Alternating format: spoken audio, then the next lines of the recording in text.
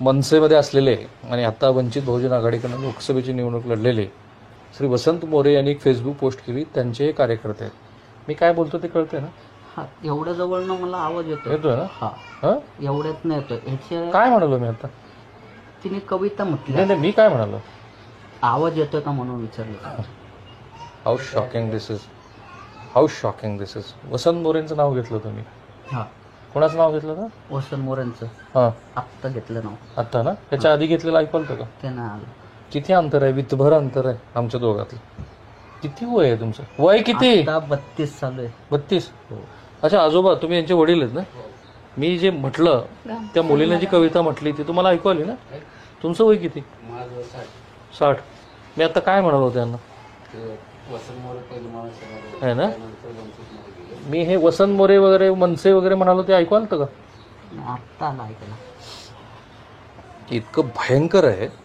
आणि मला वसंत मोरेंनी शब्द दिला आहे की ते इथून पुढे अशी मिरवणूक अजिबात काढणार नाही.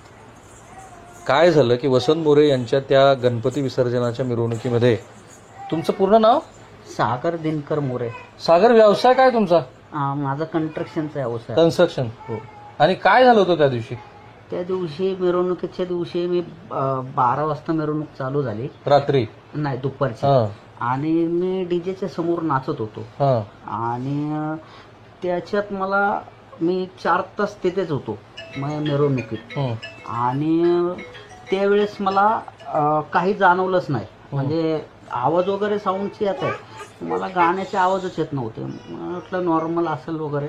पण जेव्हा मिरवणूक संपली, मी घरी आलो, वडिलांशी संपर्क साधला, बोलण्याचा प्रयत्न केला. वडील बोलतात माझ्याशी, मग मला काहीच कळेना. काहीच म्हणजे आवाजच, लिटरली आवाज येत नव्हता.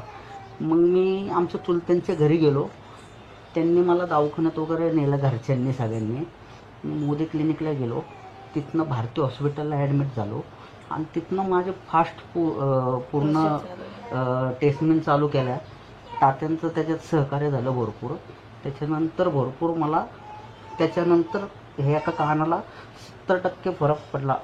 भरपूर म्हणजे दोन्ही कानापैकी 70% एकाच कानाला ऐकू येतं आणि तिथेही खरखर आहे. खरखर येते. आणि हा 95% डॅमेज झाला आहे, नस डॅमेज झालेली आहे. केवढ्यात पडलं हे? खूप म्हणजे 2-3 तासासाठी मला आयुष्यभरासाठी कानाचं पूर्ण हे झालं. ॲक्च्युली 2 बारक्या पोरी आहेत, घर सगळं माझ्यावरती चालतंय. वडिलांचं वय झालेलं आहे.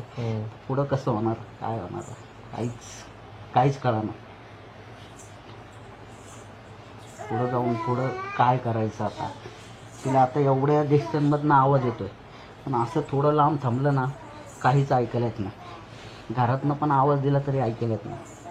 TV चा पण आवाज येत नाही, बारीकसुद्धा. मग आता काय होईल, कसं होईल आता पुढं. की तुमचं छोटं बाळ आहे? हा, हे बारकी. काय नाव आहे याचं? इच्छा 9व्या सागर मोरे. आणि त्या दुसऱ्या अजून आता कविता? ती माझी मोठी पोरगी आहे, तिचं केतकी मोरे. किती खर्च आला सागर?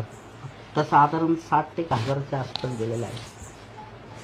खर्च ठीक आहे हो, पण कान बाद झाला, आयुष्यभरासाठी बाद झाला. एक कान, एक कानानेच आता. ते पण 70% ऐकू येतं. हो. आता फोन वगैरे आला तर? फोन म्हणजे आपण ते हे लावतो ना, काय त्याला म्हणतात, स्पीकर, कानाची मशीन असते, त्या टाईप बारीक आवाज येतो. नाहीतर नाही. आता डॉक्टरांनी सांगितलं की दोन्ही कानापैकी ह्या कानाला तर काहीच उपाय नाही सांगितलं यायला. ह्या कानाचा